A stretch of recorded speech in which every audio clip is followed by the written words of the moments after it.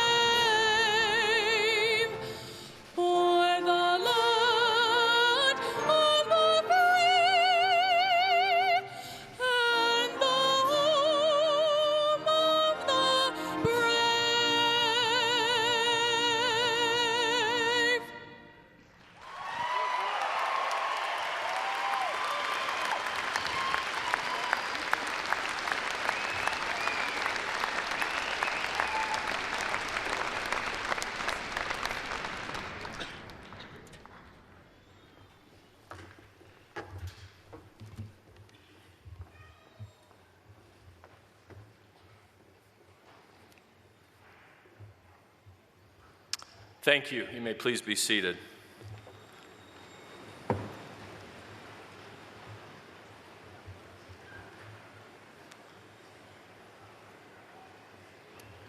Welcome to Utah Valley University's 71st commencement ceremony.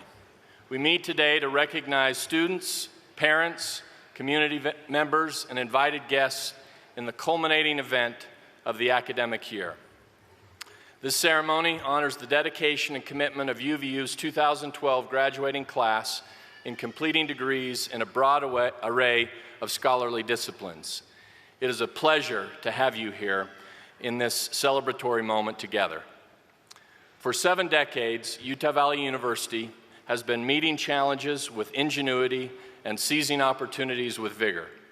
Thanks to the cumulative efforts of good people past and present, UVU is on the rise in a way that defies even the ambitious vision of this institution's founders. Just this academic year, this young university became the largest public institution of higher education in Utah with a head count of more than 33,000 students and counting.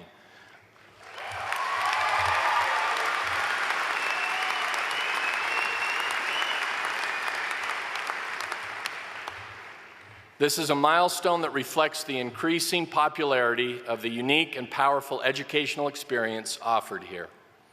We just recently celebrated the opening of UVU's new science building, which not only provides some much-needed space, but also signals a new era for science and health studies at UVU.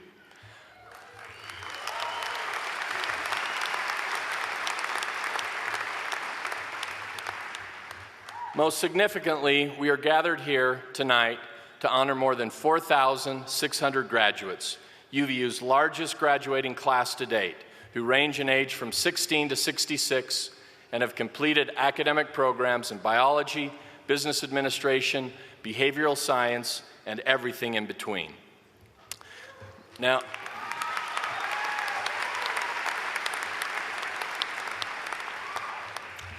Now, these scholars will go into the world to make their distinctive marks in the professional, academic, and civic arenas. Truly, there is much to celebrate tonight. On this evening, we are honored to be joined by special guests as part of our proceedings. We will hear from Erin Gruwell, the innovative educator of Freedom Riders fame. We will confer honorary doctorate degrees on Ms. Gruwell and longtime UVU friends and Utah icons William H. Child, Linda Curley Christensen, and Ty Norda, who will be introduced more fully later in the program. At this point, I would like to acknowledge the presence of the many other noted guests we have in attendance tonight, including educational and civic leaders from across the state.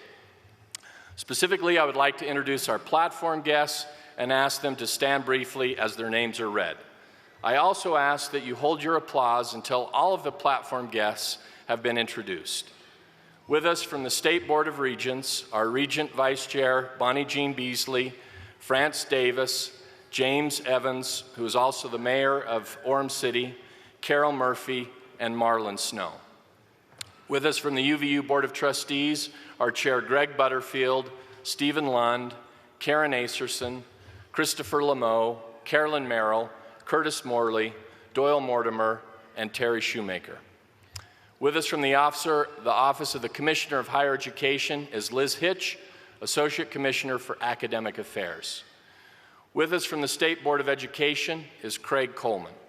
From the UVU Cabinet, we have Mark Archambault, Vice President for Development and Alumni, Corey Duckworth, Vice President of Student Affairs, Val Hale, Vice President for University Relations, Linda Macon, Chief Planning, Budget, and Policy Officer, Val Peterson, Vice President for Finance and Administration, and Ian Wilson, Vice President for Academic Affairs.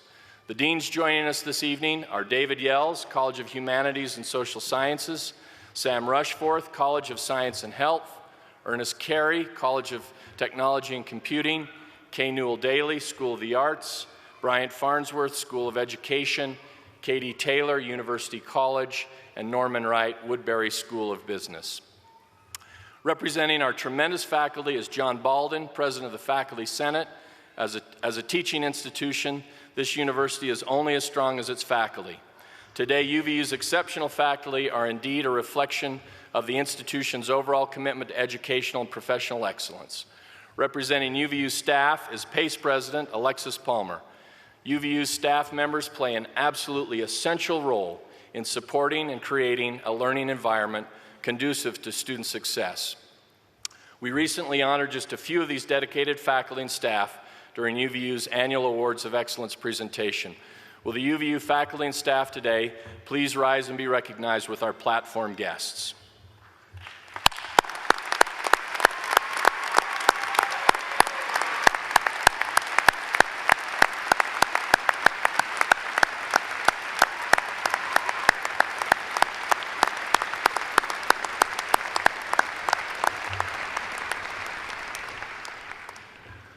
We will now be privileged to hear from Christopher Lameau, Student Body President for the 2011-2012 academic year.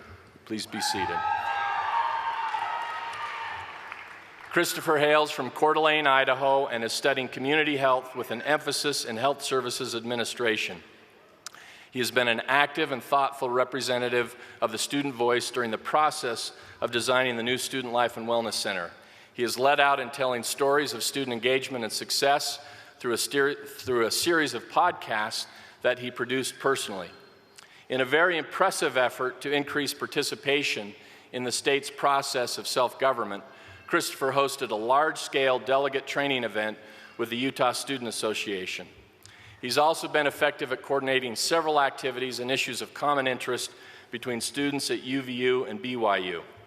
On Tuesday, I'll also add he'll become the proud father of twins.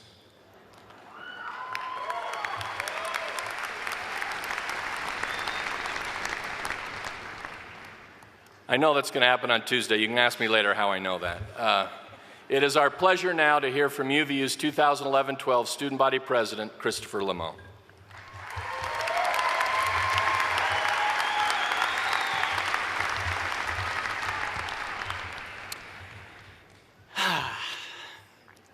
Thank you, President Holland, for that introduction.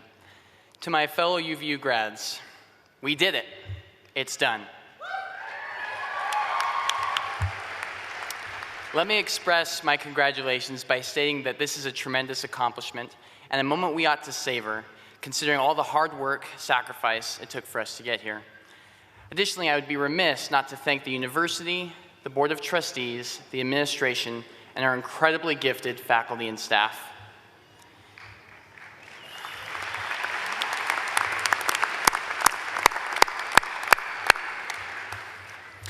Lastly, I want to thank all of the spouses, parents, roommates, friends, and family who cheered us on, built us up, and supported us while we were trudging through our coursework.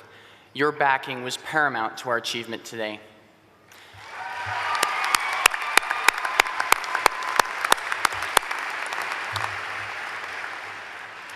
A friend asked me the other day, now that you're graduating, what did you learn from your collegiate experience? I thought about that for a while, and so I'd like to share with you the 3 biggest lessons I learned from my time at UVU. When I was first elected as student body president, dozens of students, many of whom I didn't know well or at all, were congratulating me, telling me how great I was. They came out of the woodwork and pummeled me with gracious compliments and praise. Also, I was suddenly meeting with school administration, the Board of Trustees, wealthy donors, and many state politicians. They were all piling on the praise. After a while, I started to believe it. I kept saying to myself, yeah, I am pretty great. It wasn't long before that mentality led me to fall flat on my face. I can vividly recall specific moments when my arrogance got the better of me and made me look like a fool. Now, I knew I didn't want that to happen again. I didn't want history to repeat itself. So as a protective measure, I began to be very self-critical. Whenever I left a meeting or an event, I would write down where I fell short. Additionally, as an imperfect leader, I started making mistakes. People who were previously telling me how great I was were now both quick and eager to point out my flaws and weaknesses. I began to dwell on my many imperfections. I soon noticed that it was hindering what I was trying to accomplish because I would overanalyze every move I made.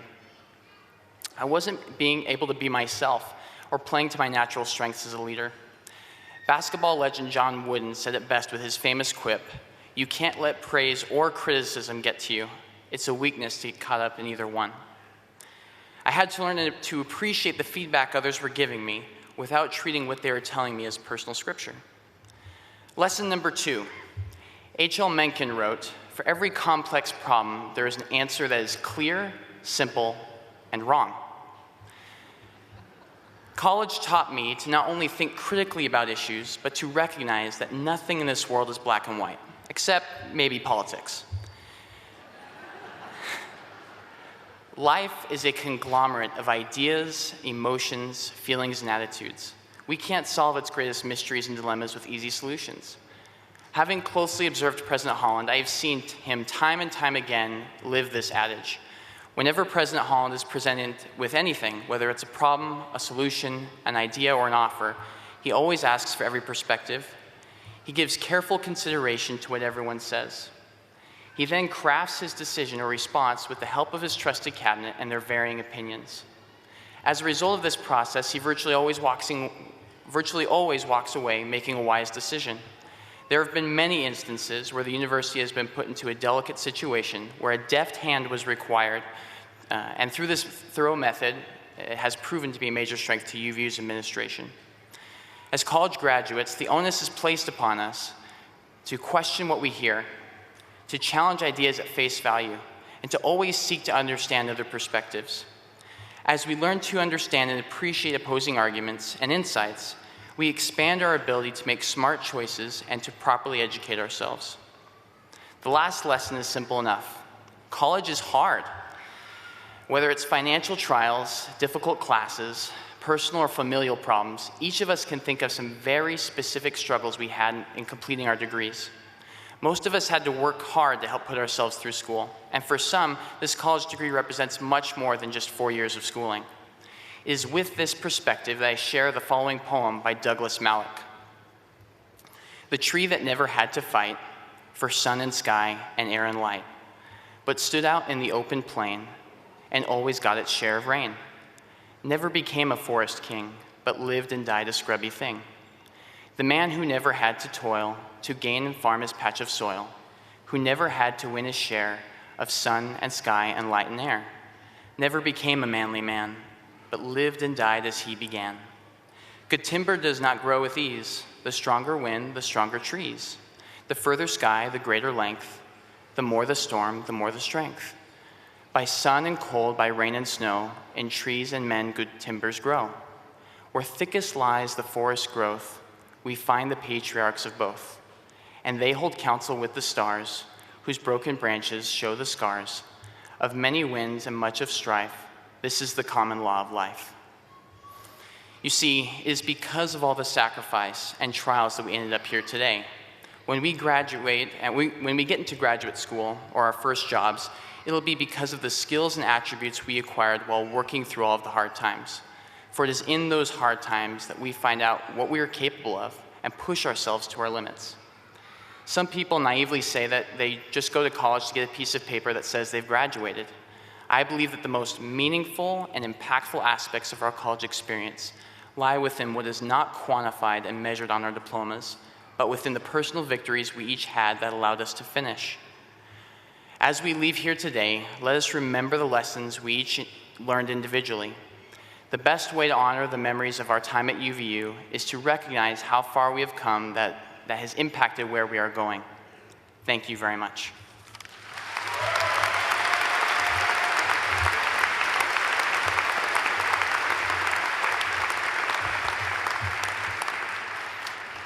Thank you, Chris. Seated on the front row today are a few more of our exemplary students, valedictorians from each college and school. I'd like to introduce each and ask them to stand. Please hold your applause until all have been acknowledged. Your program contains more information about these exceptional students. UVU is very proud of its students, and these valedictorians represent the high achievement of so many of UVU's outstanding student scholars. Representing the College of Humanities and Social Sciences are Heather Roberts, who's receiving a Bachelor of Arts degree in Deaf Studies, and Daniel Litchford, who is receiving an Associate in Science degree in History and Political Science. Representing the College of Science and Health are Sean Abreu, Bachelor of Science in Biology, and Maggie Lewis, Associate of Science in Mathematics. Representing the College of Technology and Computing are Peter Gielman, Bachelor of Science in Technology Management, and Brian Meekum, Associate in Applied Science in Building Inspection. Representing the School of the Arts are Wendy Gurley, Bachelor of Science in Theater Arts, and Christy Lender, Associate of Science in Art and Visual Communications. Archer Burrell, who will receive a Bachelor of Science degree in Elementary Education, is representing the School of Education. Emily Hansen, who will receive an Associate of Science degree in Pre-Professional Studies, is representing University College. Representing the Woodbury School of Business are Alicia Elizabeth Ars Merrill, Bachelor of Science in Finance, and Skylar Bennett, Associate in Science in Accounting. Please join me in a round of applause for our valedictorians and the rest of UVU's outstanding students.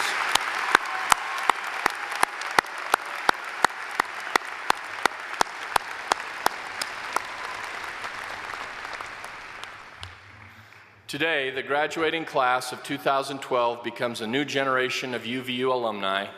With that in mind, we will now hear a few remarks from Curtis Morley, President of the UVU Alumni Association and member of the UVU Board of Trustees. Curtis Morley.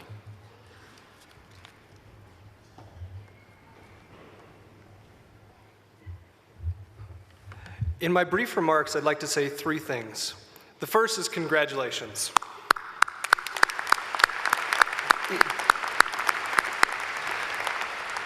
Tonight is a gateway. Tonight is a gateway that takes you from a classroom to a conference room, or a server room, or a lab room, or a cockpit, or a ballroom, or many of the places that you've studied. You'll be transitioning into that area. And my second point is I'd like to say welcome. Welcome to the UVU alumni. This is an elite group, and now you're part of it. Remember this moment, because although you trade a classroom for your chosen profession, tonight, one thing that doesn't change is your allegiance and your association with the university. And so I say welcome again. Welcome to the UVU alumni. Welcome to the group that includes people like Kevin Knight, who now works in New York City for Facebook. For people like Roy Banks, a very successful entrepreneur. For many people that this college and university have produced, I say once again, welcome. Welcome to the university alumni. And lastly, I'd like to say thank you. I'd like to say thank you to all of you. Because although I'm sure that each one of you bleed green, I'm sure that each one of you stick out your chest and when asked will say, yes, I graduated from UVU. We're also very proud of you. Because now you join the group of people that include Nobel Peace Prize winners, Olympians, NBA stars, entrepreneurs, and the list goes on. Stick out your chest and say, yes, I am UVU, one of the greatest colleges and universities in the nation. Welcome.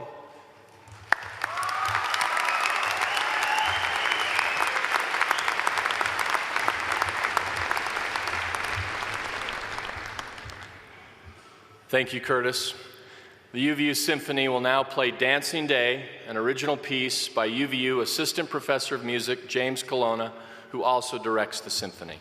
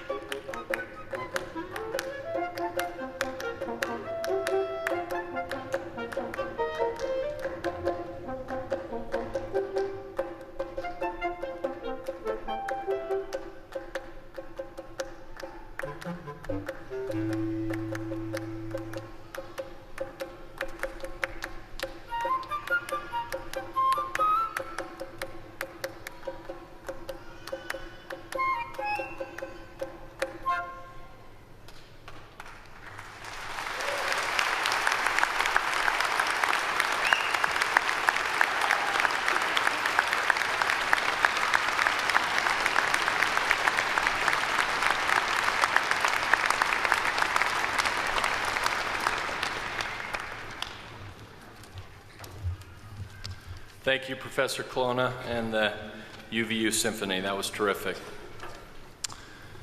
Well, this is truly a grand and spectacular sight.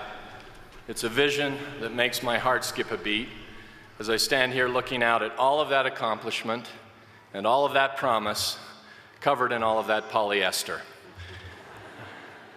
On behalf of every staff and faculty member here at UVU, I want to convey how absolutely proud we are of you. I'll also venture to say that your parents and key family supporters are feeling exactly the same thing about you right now. Perhaps the only difference with many of them is that they're also in a nearly catatonic state of shock and relief.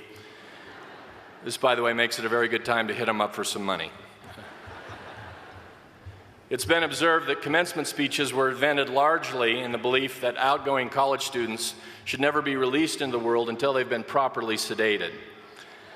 I believe that we will disprove such thinking here tonight. I'll do my part by being quite brief, perhaps even more so than in past years. It's such a special treat to have Erin Gruwell here as our featured speaker. Given her unique story, national profile, and well-earned reputation for teaching and inspiring groups large and small, I wish to make a little more room for her than we have typically afforded our commencement speaker. Yet as your president, who genuinely feels profound appreciation for who you are and what you have accomplished and where you are headed, I must say at least a word or two. Part of what is so striking about the sight of all of you tonight is that there are so many of you. This is another record-setting year for the institution, as UVU graduates more than 4,000 students. Those numbers are staggering, really, when you consider all that it means to come and successfully complete a degree at this fine institution. Think of the countless hours you as a student have put in to attend classes, write papers, study for exams, complete experiments, serve internships, and do group projects in order to qualify to be here today. Now multiply all of this by 4,643. This is, of course, to say nothing of the countless hours collectively put in by faculty, staff, and administrators to create and sustain a safe and supportive environment where you're surrounded by first-rate experts across a now vast range of disciplines to teach, train, assess, and motivate you. I dare say it is an accomplishment of human effort, coordination, and progress without rival in numerous spheres. What makes your success on this scale even more striking is the terribly sobering fact of what seems to be happening to higher education across the whole country. As recently as this very morning, there's a prominent article in the Wall Street Journal stating that throughout American history, almost every generation had substantially more education than that of its parents. That is no longer true. Highlighting the precipitous generational decline in the completion of advanced education, complete with a picture of a 20-something full-time snowboarder, part-time landscaper in Park City, the article notes what a serious and multifaceted threat this poses to the nation. To put all of this in a different way, your success this morning stands in increasingly stark contrast to what's happening or not happening in the lives of your peers across the nation. While we must all be very sobered by this alarming national trend and strive to do something about it, it does make your individual accomplishment tonight that much more triumphant. You have made it here not as part of some inexorable tide sweeping the country. You've made it here today in the face of daunting social and economic forces driving more of your peers to abandon similar aims. I would like to think that some of this is explained by all that we are doing here at UVU to make higher education in this valley as affordable, flexible, and engaging as possible.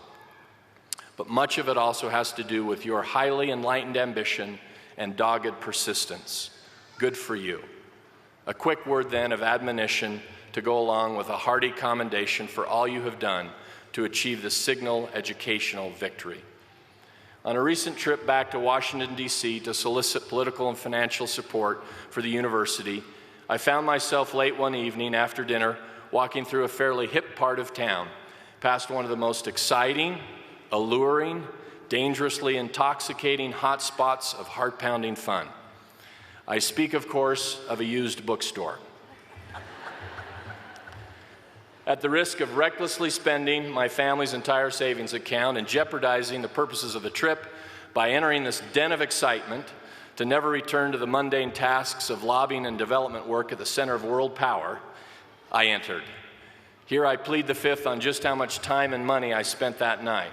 But I will tell you that I came home with a long sought-after prize, a complete mint-condition set of Winston Churchill's 6-volume history of World War II, purchased at a basement bargain price. It was a dream come true. You're getting a glimpse of why my kids think I need psychological help. My point in bringing this up is that as I was thumbing through the collection before purchasing it, I came across an intriguing line that captures part of what I want to convey to you tonight. The line is not found in the body of the text, but is rather the subtitle of the 6th and final volume, which the heading of which is Triumph and Tragedy. It covers the events from D-Day, June 6, 1944, to the Potsdam Summit in July of 1945, where the Allied forces met to sign treaties and establish post-war order. The subtitle of this final volume reads, How the Great Democracies Triumphed and So Were Able to Resume the Follies which had so nearly cost them their life. Don't worry, I'm not leading us into a discussion of the historio-political dimensions of Cold War Europe and America. I simply want to take Churchill's provocative subtitle and suggest that it captures an idea that might have bearing for you tonight. As noted, this is without question a moment of triumph for you. I truly cannot say enough how proud I am of the hard work and intellectual curiosity that has gotten you here. Yet, in this triumph rests a danger that having perhaps summited your formal educational goals, you will now generally set education aside. Consider it a goal reached, a box checked, a necessary stepping stone onto real life, filled with more enjoyments because you're less encumbered with the grind of acquiring higher learning. This would be a tragedy and folly indeed. Like the great democracies of the 20th century, you have fought long, bravely, and well to escape, in this case, a life of limited knowledge and opportunities. But in this victory, do not settle back into some lackadaisical, uncurious satisfaction with what you know today. It is my strongest hope for you that what you will leave here today is not simply a storehouse of useful facts and critical thinking skills, as vital and valuable as those things are. More importantly, I hope you will leave here with your intellects on fire to learn and gain greater knowledge for the rest of your lives. To put it in the terms of that first great and most enduring classic on education, Plato's Republic, I would have you perpetually seek knowledge with gusto, with delight, with an insatiable appetite. To borrow Socrates' most vivid image, I would have you be, quote, always in love with learning, unquote. So I know what some of you are thinking. Holland, you're killing me. I just slogged through these years of toil and trouble to get this degree, and you're telling me I have to keep going? Yes, I am. This does not mean that you all need to plan to go to graduate school. But you should all plan, at a minimum, to spend the rest of your lives doing all you can to build upon the knowledge you have acquired here at UVU. Why? At a most rudimentary level, the reason is as simple as that offered by Mark Twain. who noted that the man who does not read good books has no advantage over the man who can't read. These days, a college degree is just the start to get ahead in the world. We now live in an environment that is too complex, technological, data-driven, change-oriented, and interconnected for you to survive very well with yesterday's facts, tools, and analyses. Staying current on politics, economics, science, health, management, technology, and marketing are just some of the things increasingly essential for professional success and civic contribution. And staying current will require investments of time and effort not unlike those you have been putting here in college, especially if you're juggling family and career on top of that. Socrates and Plato would make another point, however.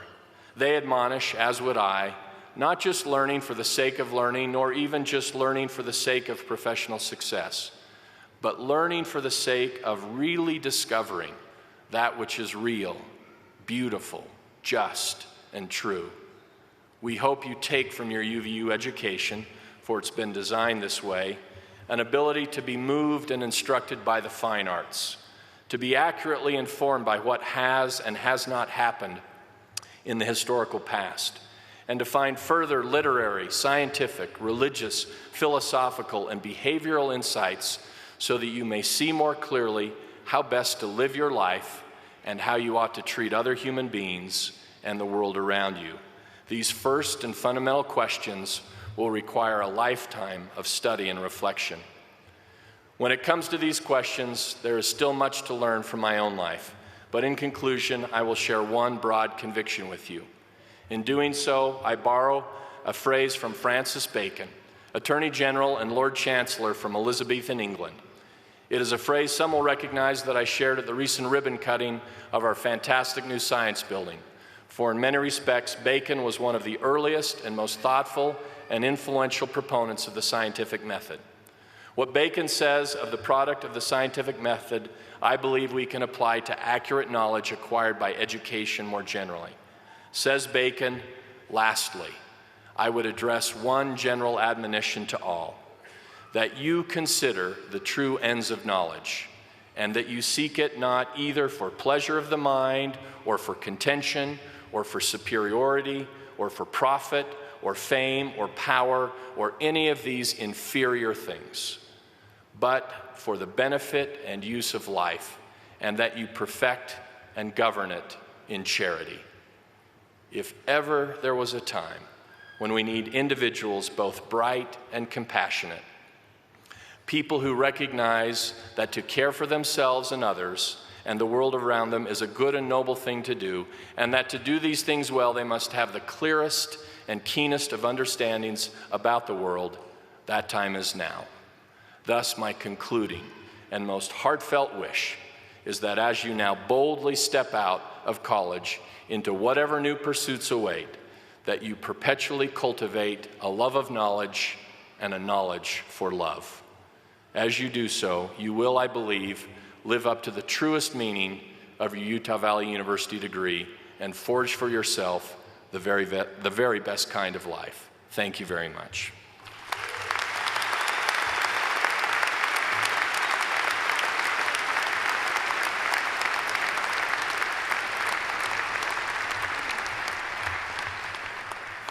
It is a great pleasure and honor for me now to welcome officially our commencement speaker and my new friend, Erin Gruwell. Most of you probably know Ms. Gruwell as the focus of the 2007 film Freedom Riders. It is not often that a story about education catches the attention of Hollywood's big studios, but Ms. Gruwell's story demonstrates the transformative power and real human impact of education. Ms. Gruwell is a career educator and a renowned innovator.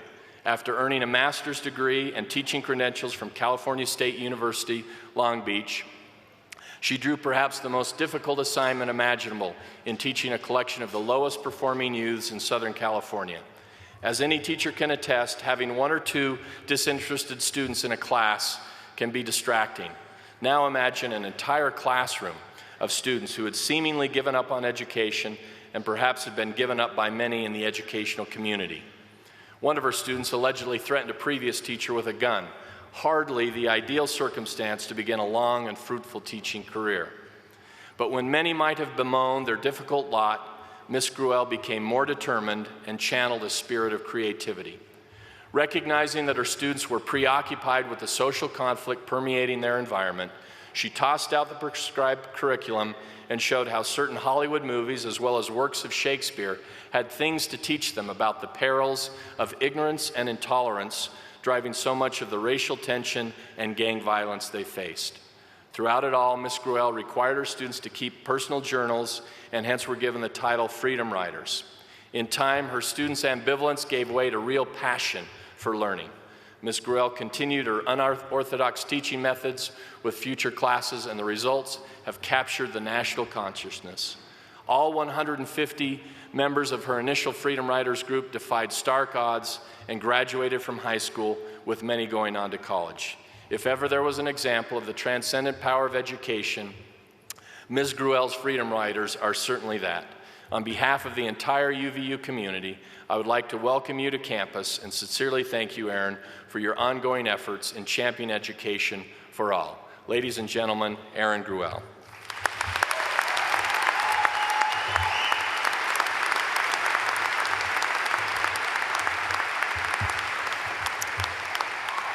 Well, now that President Holland and I are BFFs, I wanted all of you to see that he's wearing a lot of bling bling this evening. And I can say things like bling bling because my students taught me a whole new language, a whole new world. But before I talk about my students and this whole new vernacular and vocabulary, I want to take you back to a time when I was a college student.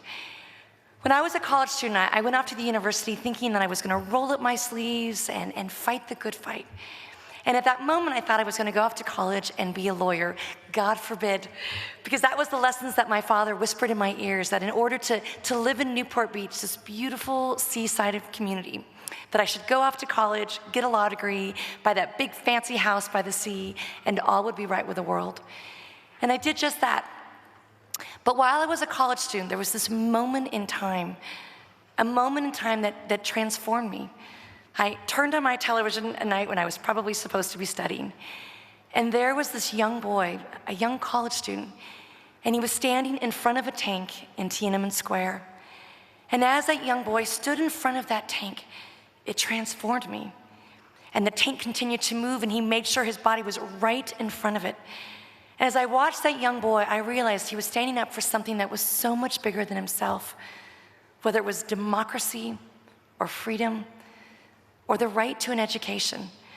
At that moment, in that dorm room, in that college campus, I realized I had never stood up for anything. I'd been in all the right clubs, taken all the right classes, done all the right intramurals activities. But at that moment, I realized, I don't think I want to fight battles in a courtroom. By that point, it's too late. I think I'd rather fight battles in a classroom. And not just those classrooms that I grew up in, those safe suburban communities, but classrooms where no one is standing up for anything. Well, when I told my father that I was no longer going to be a lawyer, he didn't take the news so well. And he quickly reminded me that teachers don't make any money, which is actually still true to this day. My father also reminded me that I would never afford a home in Newport Beach, which ironically is also still true to this day. But no matter how cynical my father was about the state of economics and this new chosen profession, I thought, I'm going to show my dad it's much bigger. Because hopefully there's that moment, that aha moment, where that invisible light bulb goes off. And I can see in a kid's eye that they get it, that there's this connection, this engagement. Well, I had to be honest, I knew nothing about being a teacher, so I quickly enrolled in graduate education classes. And I quickly found out there's a huge disconnect between theory and practice. And I learned that early on my first day on the job when I decided to wear the exact same dress that Julia Roberts wore in the film Pretty Woman, polka dots. I decided to wear polka dots and pearls and march off into the inner city, much to my father's chagrin. And as I was about to dart out the door on that first fateful day, my father called in a complete panic. And he said, "Erin, no matter what you do, please don't eat the apples," because he convinced himself they were laced with strychnine or razor blades. I said, "Okay, Dad." Well, as I made that 45-minute drive from Newport Beach into the inner city, the landscape changed dramatically. And I watched the faces of young students at the age of 14, ninth graders in high school, get off buses that came from the far reaches of their community, the Carmelitos Housing Project or the Springdale Housing Project. And at the tender age of 14, these kids weren't excited like all of you walking into this hall today. They weren't eager, they weren't giddy. Most of these young people at the age of 14 did not see education as a way out. It was not a way for them to equalize a very unfair playing field. Because in the city they grew up in, there was 126 murders in 1 year alone. So at the age of 14, I saw the faces of young kids who knew what it felt like to be afraid, who knew what it felt like to walk through life with a bullseye on their chest, to stand in assembly lines at funeral parlors, to be a pallbearer, to bury a friend again and again and again. So when 150 students walked into my classroom on that very first day, things became painfully apparent. They hated reading. They hated writing. They hated one another. And the only thing that seemed to bring these 150 students together in perfect harmony, just like our symphony today, the only thing that brought them together was they really hated me, this annoying, perky, polka dot wearing, pearl wearing teacher standing before them with a syllabus that had Homer and Shakespeare and that Tale of an Odyssey and those sonnets. And I'll never forget passing out that syllabus on that very first day, and it got to a student in that very back row, Darius Garrett, a young boy who walked into my classroom with a swagger and an attitude and a blue jersey. He was a member of the Crips, the most notorious gang in Long Beach. And he looked at the syllabus at the age of 14, and there was Shakespeare, and there was Homer. And instead of being excited, instead of rolling up his sleeves and getting out that number 2 pencil, he took that syllabi, he folded it into a perfect airplane, stood up and threw it right back at me, and simply asked, why do we have to read books written by dead white guys in tights? Which for many of you college students, you know that's a very profound question. Because in Darius's mind, Homer was not going to leap out of the pages of a book and have his back. And Shakespeare wasn't going to put food on the table for that hardworking single mom. No matter how hard she worked, no matter how hard she tried, she was never going to get ahead. She was never going to get that fancy house on that hill. She was never going to get that rose from a bachelor. She was never going to get that 15 minutes of fame. So in Darius' mind, these dead white guys in tights from countries he couldn't even identify in a map weren't going to give him a voice, weren't going to give him a purpose, weren't going to help him survive. Well, at the end of that first day, as I'm picking up the syllabi from the floor and I'm scrubbing off the graffiti from the desk, I went to see my principal. And unlike your fearless president, I wanted to know who are these 150 students that I have throughout the day who are miserable. And their sole purpose is to try to make me as miserable as they are. And unfortunately, my principal started rattling off all of these statistics that in a school district of 97,000 kids, I had the lowest 150. The kids who weren't supposed to make it. The kids at the age of 14 who just came from boot camp or juvenile hall. The kids who just were released from rehab for crystal meth or crack cocaine. Kids who were bounced around from foster home to group home to shelter. Kids whose parents were never going to pick up the phone or come to a back-to-school night meeting or bake me brownies, and if they did, I probably shouldn't have eaten them anyways. And all of my students, all 150 of them, had scored below the 25th percentile on every standardized test. So my principal's parting shot on that very first day was, I just hope these kids drop out before we take our standardized test so they don't pull the entire school score down. And I remember standing in that principal's office, feeling like I had been sucker punched. The wind had been taken out from underneath my wings. And at that moment, I thought, where are they supposed to go? There's 150 of them, and they're not going to be invisible. They're not going to disappear. And I don't want these kids to go back to the margins. I don't want these kids to not have a voice. And I started thinking, do I call my father, this lovable curmudgeon who's just going to tell me, I told you so, you should have been a lawyer? Or do I go back to the university and engage that professor with that fancy PhD? Or do I treat these kids like they have a PhD of their own, and they are sophisticated, and they are savvy, And maybe they know things I just don't know. So my first fatal mistake was I thought, I want to give my students the opportunity to put down that fist, to put down that spray can, that Molotov cocktail, or that handgun, to pick up a pen and to tell me their story. And I remember looking at this little girl in the corner of my classroom. I'm convinced that she must have used an entire can of Aquanet hairspray because her bangs were out to here. She was wearing black lipstick and a black eye. A black eye she received just days earlier from walking into my classroom when she was released from East Lake Juvenile Hall. And when she walked into my classroom every single morning, she didn't bring in that shiny red apple like my father had predicted. Instead, this little girl at the tender age of 14 walked into my classroom with an ankle monitor around her leg and a probation officer. And I looked at that little girl in that back corner with that attitude and that swagger and that ankle monitor. And I thought maybe she could put down that fist, pick up a pen, and tell me her story. Because everyone has a story. So I went out and got these marble journals, and I patiently waited. And I just wanted Maria Reyes, this tiny little girl, to tell me why she had that black eye. Tell me why she'd given up on school. Tell me why she thought it was necessary to join that gang. Tell me why she spent so many nights locked behind bars, like a bird who didn't know how to use those wings. And so I picked up that journal from her and I opened it up and I couldn't wait to see what she'd written. And instead what I read was, I hate Erin Gruwell. I hate Erin Gruwell, and if I wasn't on probation, I would probably shank her. Now, I tell you that because I grew up in suburbia and I didn't even know what shanking was. It's not good. So at that moment, I thought, how can I give my students the opportunity to find their voice, to use education as a way to use those wings, to look around their neighborhood and say that those mistakes that their friends or their families made are not the same mistakes that they need to make. And how can I do so? By giving my students a voice. And that voice came from books written by and for and about kids who came from real wars.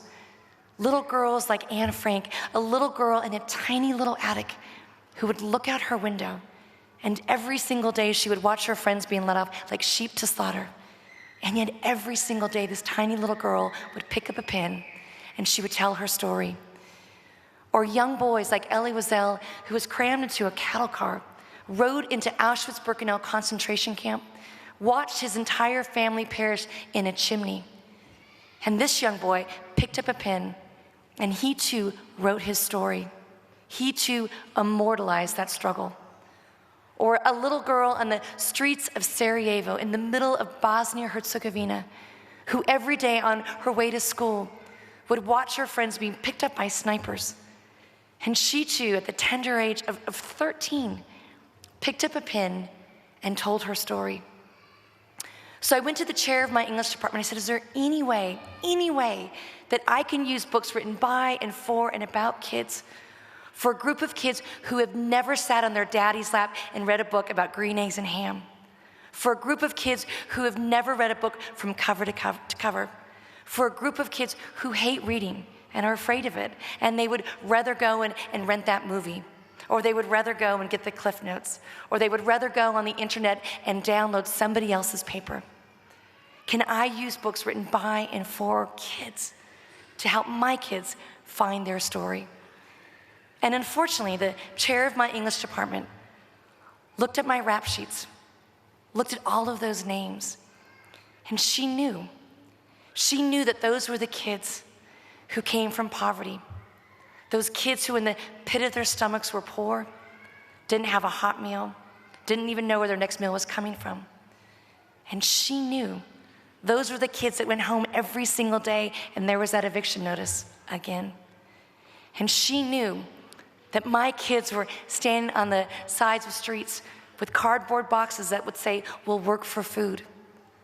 And she knew that my kids wore those colors they weren't supposed to wear, threw up those gang signs they weren't supposed to throw, carved those initials they weren't supposed to carve. And in her mind, my students were numbers, statistics, data. And those numbers and statistics and data meant failure.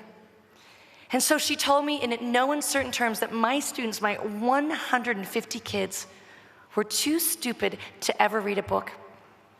She went on to tell me they were dumb. She went on to tell me they were nothing. And once again, I remember standing in that teacher's lounge. And it took me back to a time when I was a little girl and I came home to see my father. And I'd been picked on at school because my father, who was a professional baseball player, told me that he'd name me after Hank Aaron, this person who rolled up his sleeves and tried to integrate baseball. And some little boy in the playground told me that Aaron was a boy's name. And I came home crying. And my dad said, Aaron, sticks and stones will break your bones, but words will never hurt you.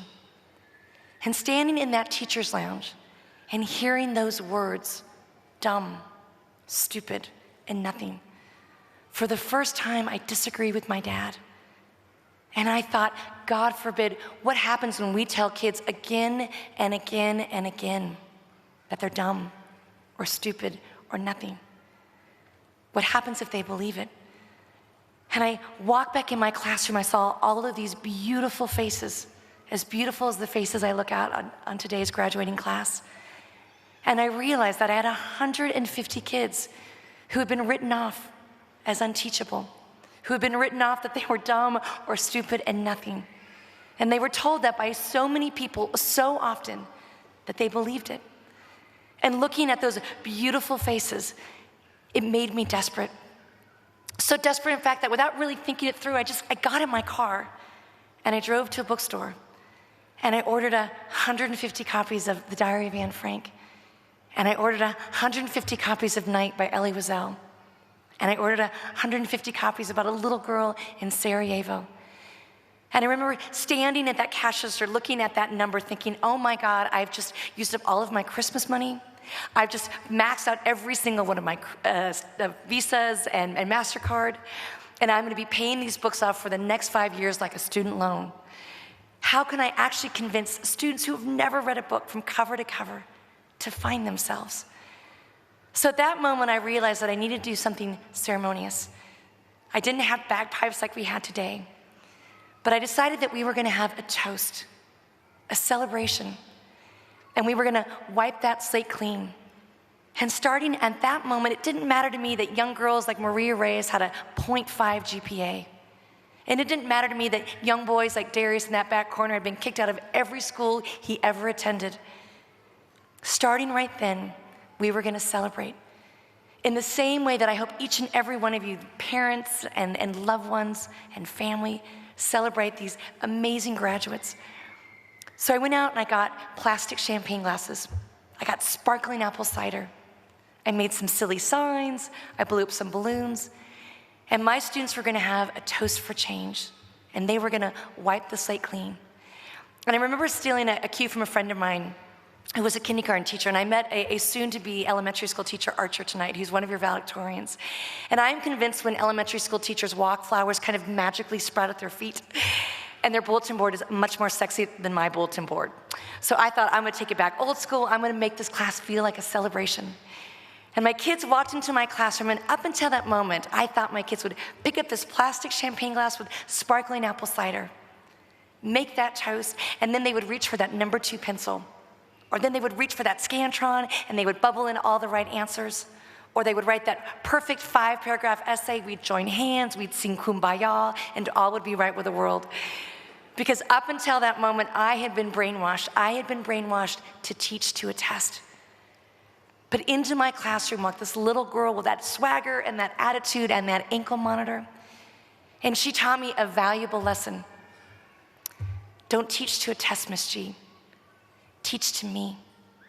And in that moment, she picked up that plastic champagne glass, and it had nothing to do with that number 2 pencil or test scores or statistics or data. This little girl at the age of 14 picked up a plastic champagne glass, got very serious, and she simply said, I don't want to be pregnant by the time I turn 15 like my mama. And I don't want to spend the rest of my life behind bars like my daddy. And I don't want to be 6 feet under by the time I turn 18 like my cousin. I want to change. And when this little girl said, I want to change, I looked at her. A little girl had been taught these lessons about keeping a stiff upper lip, Lessons about swinging first and swinging fast. Lessons about never cry in public, because if you start, you may never stop. And at that moment, with these tears welling in her eyes, I realized that she wasn't so tough after all. And in that moment, she dared to dream. And she dared to dream big. And in that moment of her vulnerability and being exposed in front of a room full of her so-called enemies, it gave every other kid the opportunity to stand up and to dare to dream. Young boys like Darius, he stood up and he said, I'm tired of being told to act like a man when there is no man in my house to show me or to guide me. And I'm going to change. I'm going to be a better man. And then Henry stood up and he said, I'm tired of sitting on the edge of my bed on this Christmas or this birthday waiting for my deadbeat dad to show up and tell me he loves me or bring me a present. And he never shows up. And he never tells me he loves me. I'm going to change. I'm going to tell my kids someday that I love them. I'm going to be there for them every single day. I'm going to change. And one by one, my kids stood up. They were tired of being poor. They were tired of being picked on. They were tired of being invisible. And for the first time, they thought, what if all of those things that people say about us, what if they're not true? What if I can go anywhere, do anything, and become anyone? And in that moment, I saw this fundamental switch that 150 kids who've been written off truly believed in their heart that they could change. And in that moment, I was so excited. I reached for the Diary of Anne Frank and I handed it to Maria. And up until that moment, she was so excited about changing, she just didn't want to read a 300-page book to prove to me that she changed. And suddenly, her entire mood changed. And she looked at me, and she looked at this little book, and she got really angry. And she said, I don't look like her, and I don't talk like her, and I don't even pray to the same God that she prays to. And in Maria's 14-year-old mind, this little girl from Amsterdam, from a country she couldn't identify on a map, wasn't going to help her change. Anne Frank wasn't Latina. Anne Frank didn't speak Spanish. Anne Frank was not from her hood. And I remember standing in front of Maria Reyes and saying, I think you are much more similar than you are different. And at the age of 14, Maria said, Psh, yeah, right. And she took that little book and she stormed out of my classroom. And I found out later that her sole purpose was to prove to this crazy English teacher with those polka dots and those pearls that there was no way in the world that she was going to relate to a little girl in a tiny little book. But the saving grace on that particular day was Maria Reyes was still on house arrest. Still had that ankle monitor around her leg, so at 4 o'clock in the afternoon, she had to be indoors, or a probation officer was going to take her back to juvenile hall. So she stormed into that tiny one-bedroom apartment, and her mom was out working that third job again. And there was no food in the refrigerator again. And the lights had been turned off again. So without anything to do, this little girl reached for a candle and the Diary of Anne Frank, and she opened it up, hoping that she'd come back the next day and say, you're wrong, Miss G, I don't relate. But as she was reading and struggling to do so, there was this simple sentence, the simple sentence that Anne Frank had written in that tiny little attic as if it was for Maria to discover. And all it said is, sometimes I feel like a bird in a cage, and I wish I could fly away. And there was that light bulb. At that moment, Maria Reyes had hope. The kind of hope that she had when she was 5 years old with pigtails and crayons, and she was going to go to kindergarten, learn ABCs and 1, 2, 3s. Because for the first time since she was 5 years old, she thought, finally, the good guy's going to make it. And this little girl, Anne Frank, is going to bust out of this attic, and all will be right with the world. And my student, Maria Reyes, kept reading. And every day she would come into my classroom and she would ask me all these questions about Anne. And I realized that Maria was projecting her own little gangster mentality onto sweet little Anne. So she quickly renamed the 7 others in that attic Anne's posse. And Maria wanted to know when Anne and her posse were going to smoke Hitler, take him out, because that's what her gang would do. I said, well, it's not that kind of book, Maria. Keep on reading. A couple days later, Maria stormed into my classroom, and there was this young boy named Peter who had a crush on Anne Frank. And all Maria wanted to know was when Peter and Anne were going to hook up and do a little something, something. So you know what? It's not that kind of book, Maria. Keep on reading. And every day I was so excited because I realized she's actually reading. She doesn't have the Cliff Notes, and she didn't rent the movie. And somehow, some way, she's got lost in the pages of a book. Somehow, some way, she found her voice. And then one day, Maria stormed into my classroom, and she was yelling at me, and she was screaming at me, and she was calling me all kinds of naughty names in Spanish, so I had to find my cheat sheet that was now laminated to find out exactly what she was calling me. And as I was trying to discern what kind of name I was being called, she took this book, this $4.99 book, and very dramatically threw it across the room. It whizzed past my head. And then she said, "Why didn't you tell me?" And I looked at her and I said, "Tell you what?" And she said, "Why didn't you tell me that Anne doesn't make it? And if Anne doesn't make it, what are you saying about my chances?" And at that moment, I realized that Maria had finished reading the book, and Anne doesn't make it. And in Maria's mind, if this good little girl doesn't make it, there was no way that Maria was going to make it because Maria had done bad things, and therefore she was a bad person. But I have learned that making bad decisions, bad choices, doesn't make you a bad person. Because at that moment, Darius in the back of my classroom, he stood up and he became a teacher. And he challenged Maria as if he was the teacher of my class. And he said, "You know what, Maria? She did make it. She did make it because she wrote about it. And she is going to go on living even after her death." And he challenged her and he said, "How many of our friends have died and we've never even read an obituary? They're not standing up next to Larry King Live or on the cover of Newsweek, but because Anne Frank wrote about it, she is going to go on living even after her death." And at that moment, I understood what critical thinking was. At that moment, I understood about thinking outside that box. And at that moment, I knew that Darius got it. So much so that Darius came in the next day, this kid who was 6'2" and 250 pounds. And it looked like he was on his way to show and tell in kindergarten. And I have to believe that for a lot of kids like Darius, there's not a lot to show. Or maybe they're told not to tell. And so at the age of 14, in my crazy classroom, he was making up for lost time. And in his arms were all of these books. Books about World War II. Books about the Holocaust. Books about Anne and that tiny little attic. And I looked at Darius in that back corner like this Coke can ready to explode. And I said, "Oh my God, did you actually go to the library?" And he shook his head. He was so proud. And then I asked him, "Did you actually check all those books out?" And he looked at me and he said, "No." And at that moment, I realized Darius had never been to a library before, so he treated all of these books like contraband. He shoved them down his size 60 jeans. He put them in his Raiders jacket. He had his gangster buddies lift a few. But he did a little research, did a little homework, and this young boy had found out that there was this simple secretary who was 87 years old who had hid that Frank family for 2 years in that attic. And she was alive. She was living in Amsterdam, and because Darius owns a bootleg copy of Field of Dreams, and if you build it, they will come. So Darius said to me, "Rather than writing that boring book report, Miss G, why don't we write her letters? Why don't we write her letters and we'll send them off to Amsterdam like a message in a bottle, and she will hop on a plane and she will fly across the globe to talk to 150 gangsters. It's that simple." Well, as most of you can imagine, it's not that simple.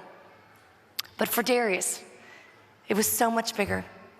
So much bigger that Darius came to class the next day with this jug from a water cooler. Darius doesn't own a water cooler, so I don't know where that jug came from.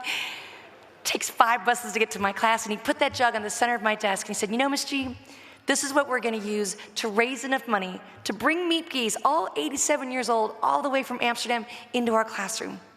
And he put his hand in his pocket, and he pulled up some fuzz and a couple coins and a meal ticket. And with all eyes on him, I realized that for Darius, it's easier to make kids laugh with you than at you. Sometimes it's easier to be a bully. Sometimes it's easier to be a class clown. Sometimes it's easier to be in on that joke. So Darius looked at all of my students, realizing this meal ticket says that I am poor. And he said, "Well, I guess American Airlines won't take my meal ticket, will they?" And everyone laughed. And into this jug went 7 coins. And Darius looked at every single one of my students so expectantly, like, come on, we got some work to do. We got to ante up. And in the pit of my stomach, I realized Darius didn't have the ability to go home to that hardworking single mom in that tiny one-bedroom apartment with those cockroaches and those rats, and to ask that hardworking single mom to pull out her Visa or to write a check or to go to an ATM and pull out a crisp $20 bill. Because if she had that $20 bill, that was supposed to go for lights. That may put a little food in that fridge. And every day, Darius would come into my classroom, and he would count those coins. And one day, as all kids will do, Darius put me on the spot, and he says, Miss G, what happens if we raise all this money and she doesn't come? And on that particular day, all this money was, we had $18 in that jug. So if any of you have ever flown across the globe, you realize that $18 isn't going to get you very far. So I looked at my students and I said, well, if we have all this money and she doesn't come, maybe we can buy more books. Maybe we can go on a field trip someday. And then I stopped myself. And to this day, I don't know how, and I don't know why. But I looked at my students and I said, but if she does come, your lives will never be the same. And she did. This tiny little woman got 150 letters, like they were cries for help. And yes, there was grammar mistakes. And yes, there was typos. But I have to believe, I need to believe, that when she sat down to read those letters by my students, that she must have seen something in my students that she saw in Anne. Promise and potential and hope. And the same thing that all of us standing on the stage see when we look out at you, all of you graduates, with so much promise and so much potential. And these wings that are ready to fly with so much hope. And so suddenly when we found out that this tiny little woman was going to fly across the globe to talk to 150 kids, regardless of the color of their skin, regardless of the side of the street they came from, regardless of the mistakes their parents made or didn't make, regardless of those bad decisions, that this tiny little woman was going to fly across the globe to talk to 150 scholars, 150 kids who picked up a plastic champagne glass and dared to dream. The day before she came, we panicked. We thought, where are we going to put her? We didn't have a symphony, we didn't have bagpipes, we didn't have all the pomp and circumstance. And so we walked into this dilapidated community center that was not as wonderful as this wonderful arena. And we looked around the room and there was all of this graffiti. But I actually have all the graffiti artists in my class. So I grabbed paper, pens, and we transformed that room. And at the end of transforming that room, making it into this celebration, Darius stood up and he said, you know, we should probably feed her because plain food sucks. Not that he would know. But in Darius's mind, it was this opportunity for him to offer out this mean sweet potato pie that his grandma was going to make. Well, the next morning, Darius showed up at my classroom at the crack of dawn, at 6:30 in the morning, dressed as if he was headed to the pulpit. Darius was wearing a belt. I didn't even know Darius owned a belt up until that point. And in his mind, this was the biggest day. In his mind, this was like the MTV Music Awards, and he was very distraught. We did not have a red carpet. We did not have a Moon Man, and J-Lo and Diddy did not return his phone calls. So in their absence, he wanted to know if he could be the MC, because after all, this was his idea in the first place. I said, absolutely. And then in the distance, as I watched all of you descend those steps, walking to your seats today, all of you graduates, it was a vision. It was a vision. And suddenly in my classroom, in the back of my classroom, I had a vision. It was Maria Reyes, this little girl who was so tough. And for the first time, she wasn't so tough. And she was holding on to something. She was holding on to something like it was the most prized possession. And as she got a little closer, I realized that Maria Reyes was holding on to a $4.99 book that was ripped and torn because she'd thrown it across the room trying to hit me. But as she got a little closer with that $4.99 book, she simply said, Miss G, is there any way that we can order this book in Spanish? And I said, sure, honey, how come? And she said, because my mama wants to read about the little girl that changed my life. And change she did. In this audience tonight, there are so many proud mamas. So many proud mamas who get to live vicariously through each and every one of you. Through every victory, through every test, through today. This is their moment. All of those mamas who are fighting back tears, all of those mamas that want to raise the roof, all of those mamas that want to pick up a plastic champagne glass and toast to you and toast to your success. And for a brief moment, I felt like one of those mamas because I realized I had 150 kids. And I got to watch those kids have this birth, this second chance. And I realized in having this birth of 150 kids that I didn't have to have postpartum depression, I don't have stretch marks, all is right with the world. But I watched 150 kids realize through books, through stories, through education, that the best way to equalize a very unfair playing field was through a classroom. And I watched 150 kids at the age of 14 who were told, you're not gonna make it through your freshman year. And you're gonna be behind bars by the time you're 16. And you may just be 6 feet under by the time you're 18. I watched 150 kids be the first in their family to graduate. I watched 150 kids be the first in their family to go off to the university just like you. And throughout the years, I've watched these same kids be the first in their family to get associate degrees and bachelor degrees, master degrees. And some of my kids are even working on PhDs like many of you will do. And so as I stand before you, I feel like a member of your family because I came here as Miss G. But because of this incredible university, I get to walk out of here Dr. G. And I get to walk out of here with that robe and that degree. And that means that I too get to be part of your family. That I too get to raise that glass and to celebrate. That I too get to dare to dream. And I too can look at all of those proud moms and dads and wives and husbands and babies and feel a part of this family. So it is with great love and great respect that I am welcomed into your family. And I continue to come back to this incredible place and watch all of you use those wings to fly and to soar.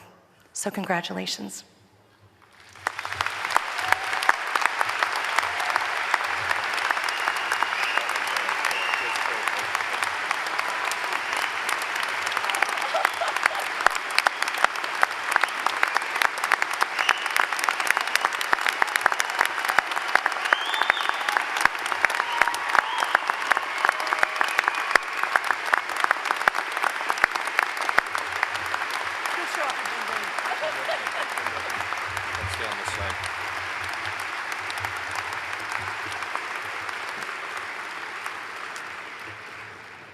Thank you, Erin, for sharing this time and your valuable perspective. You can see how moved the whole audience was and for participating in this important moment with our graduating class.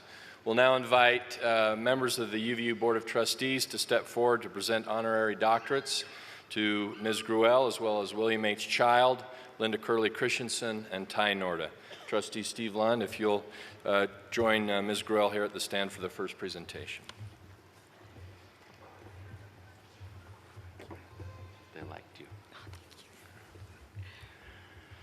On behalf of the UVU Board of Trustees, it is my pleasure to present Erin Gruwell with an honorary doctorate of Humane Letters. This honor is presented to Erin for her persistence and innovation as an educator. The story of how she used the transformative power of education to influence young people has resonated far and wide, even serving as the inspiration for a Hollywood film titled Freedom Writers, so named for the moniker that she gave her students as they recorded their individual educational journeys. Erin's first experience as a teacher was with a group carved out of the lowest fringe of academic performance. As expected, Erin encountered resistance from her students and also from her faculty. when she tried to employ the traditional learning methods that she had learned and refined during the course of her own education. When others might have given up, Erin searched for ways to adapt the curriculum to her students and make learning meaningful to them. She taught about tolerance and understanding, illustrating these key concepts through timeless stories and literature. Once written off as unteachable, these students found their unique worth through the processes of writing and learning. Erin's most important achievement was instilling a passion for learning in her students. As a result, every member of her Freedom Writers group graduated from high school, with many of them going on to pursue higher education. Erin's impact on those that she taught is immeasurable, and her example has influenced countless others.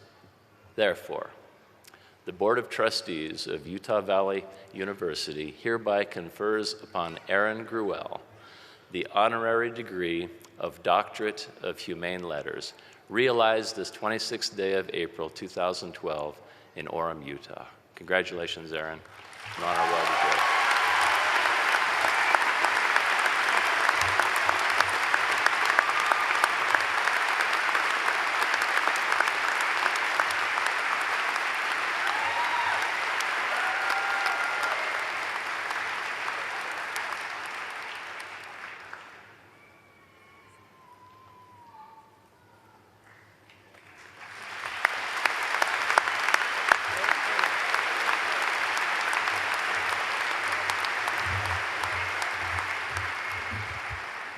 Congratulations, Erin. You're a Wolverine.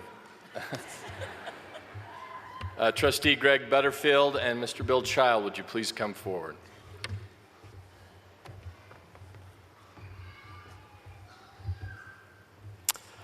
On behalf of the UVU Board of Trustees, I am happy to present William H. Child with the Honorary Doctorate of Business. Mr. Child is a titan of industry in Utah and beyond for his work building the R.C. Willey chain into one of the nation's most prominent furniture empires.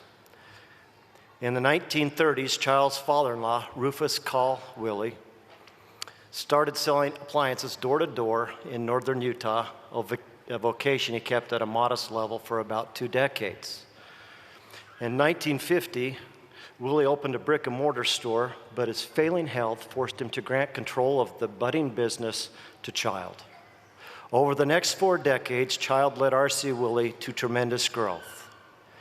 By the 1990s, R.C. Willey had become one of the largest furniture companies in the West and had the attention of famed investor Warren Buffett. In 1995, Buffett's holding company, Berkshire Hathaway, purchased R.C. Willey in what was truly a remarkable milestone for a company with such an inauspicious beginning. After the sale, Child stayed on as CEO until 2001 and remained as chairman of the board thereafter.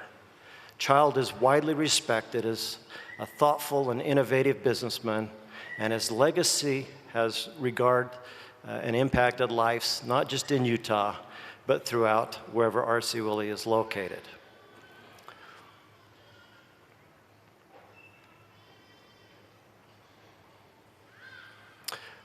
There we go.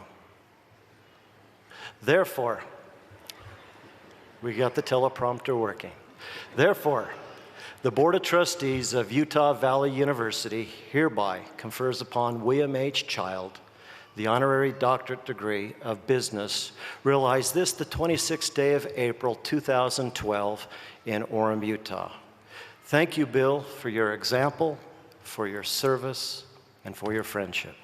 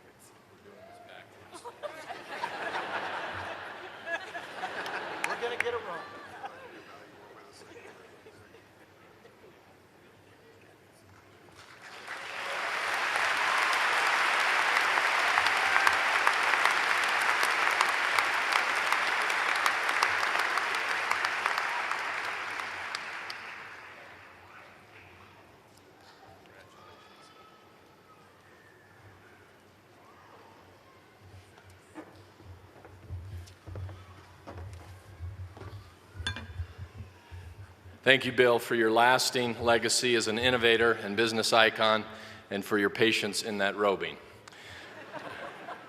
We will now award an honorary doctorate of fine arts to one of Utah's most talented artists, Linda Curley Christensen. Linda, will you come forward while Trustee Terry Shoemaker presents your honorary degree?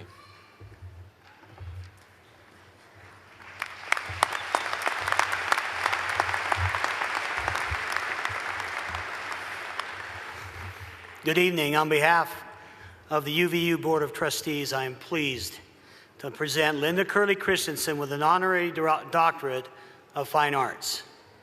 Linda is a champion of arts education in word and deed, and one of Utah's most celebrated artists. As a young artist, Linda learned the craft under the mentorship of her grandmother and the great Paul Forster. Linda took their ample tutelage to heart and blossomed, eventually winning the Gertrude Fulgerson National Art Award and the prestigious signature status from the Oil Painters of America. Linda's work has been featured in every corner of the world, including Africa, Australia, Central America, and Scandinavia. Her paintings are a favorite here in Utah as well. Linda painted a mural that is on display in Draper City Hall, and some of her work is in the permanent collection of the Springville Museum of Art. Her paintings can be found in more than 80 temples for the Church of Jesus Christ of Latter-day Saints around the world. Most notably, she painted a mural for the South Visitor Center at Temple Square in Salt Lake City, Utah. Indeed, Linda is one of Utah's most celebrated artists. Therefore, the Board of Trustees of Utah Valley University hereby confers upon Linda Curley Christensen an honorary doctorate of fine arts. Realize this the 26th day of April, 2012 in Orem, Utah. Thank you, Linda, for all you mean to Utah and Utah arts community. Thank you very much.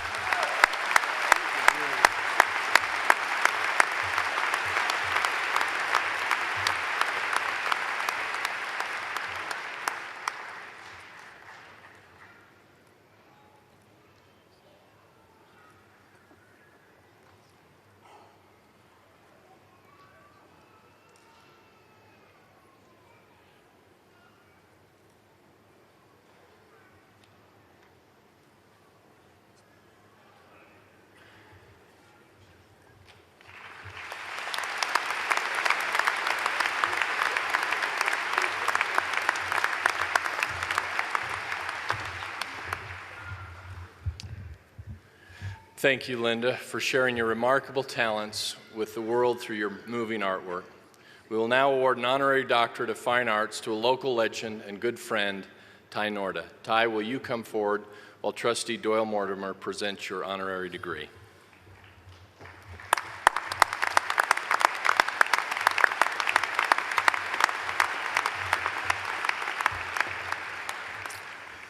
On behalf of the UVU Board of Trustees, I am pleased to present Ty Norda with an honorary doctorate of fine arts. Mrs. Norda built a distinguished career as an actress and performer in spite of having her best efforts at obtaining a higher education delayed due to family circumstances. After graduating from high school, Mrs. Norda moved to Salt Lake City to earn money to attend the University of Utah.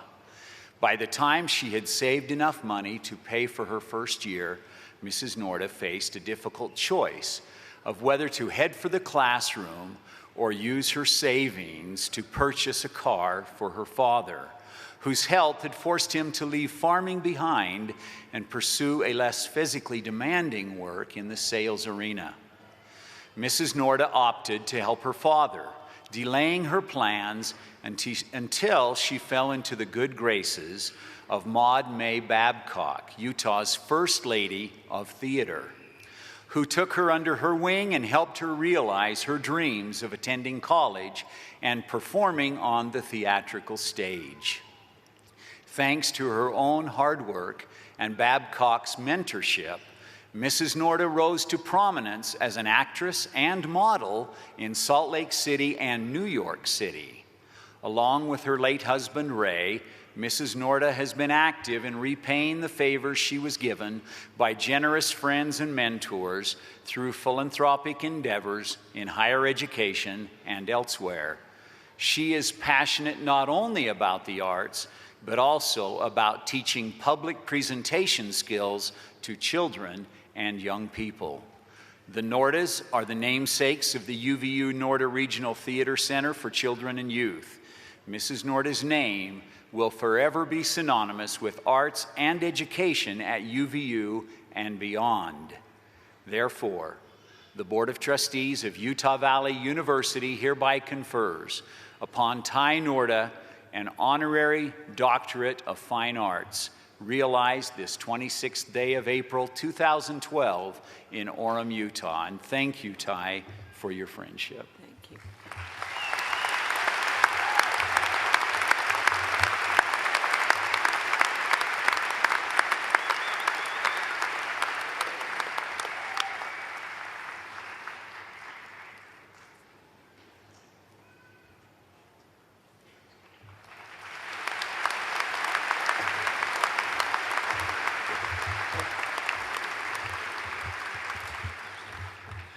Thank you, Ty, for all you mean to UVU and the arts community.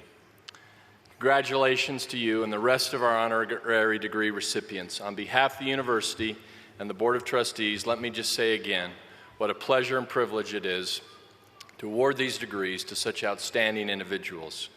We will now move to the portion of the program everyone has been waiting for, the presentation of candidates for degrees. First for undergraduates, then for master's degree graduates. Ian Wilson, Vice President for Academic Affairs, will now join me and present the candidates for graduation. Candidates for Bachelor of Arts, Bachelor of Science, Associate in Science, Associate in Arts, and Associate in Applied Science degrees, diplomas, and certificates of completion, please stand.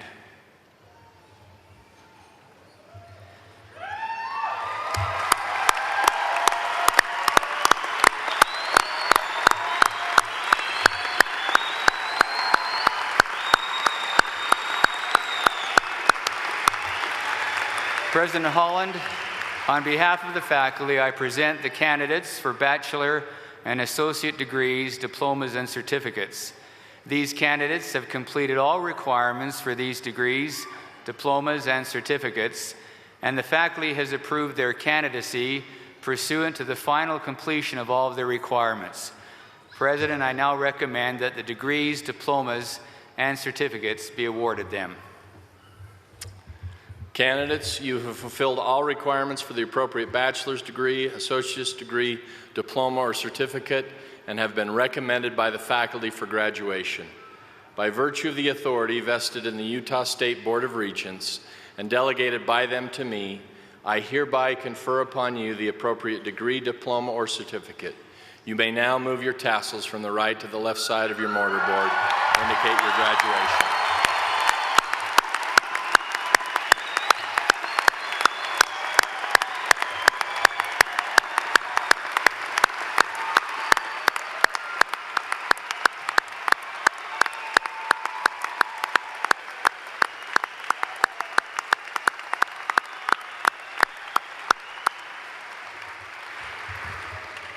While the graduates are still standing, I think this would be a great opportunity for them, the students, to acknowledge their family and friends with a round of applause for all the support and the encouragement they offer these good students.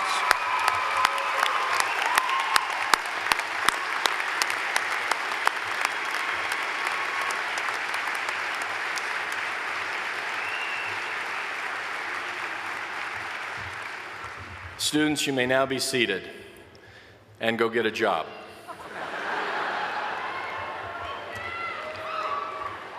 Congratulations again to those of you who now hold undergraduate degrees and certificates of completion from UVU.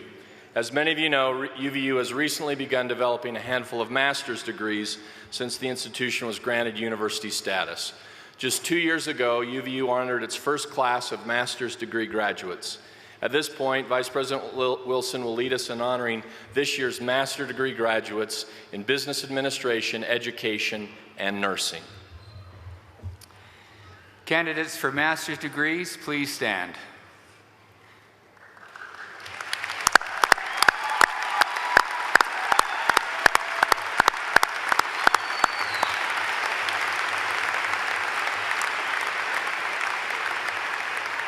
President Holland, on behalf of the faculty, I present the candidates for Master of Business Administration, Master of Education, and Master of Science in Nursing degrees. These candidates have completed all the requirements for these degrees, and the faculty has approved their candidacy pursuant to the final completion of all their requirements. President, I now recommend that these degrees be awarded them. Candidates, you have fulfilled all requirements for the Master of Business Administration, Master of Education, or Master of Science in Nursing degree and have been recommended by the faculty for graduation. By virtue of the authority vested in the Utah State Board of Regents and delegated by them to me, I hereby confer upon you this degree. You may now move your tassels from the right to the left side of your mortarboard to indicate your graduation from Utah Valley University.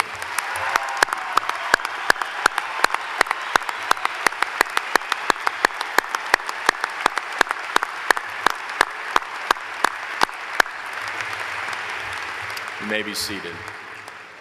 To all of you with us this evening, I want to extend my most heartfelt thanks for helping us celebrate the accomplishments of our students on this special occasion.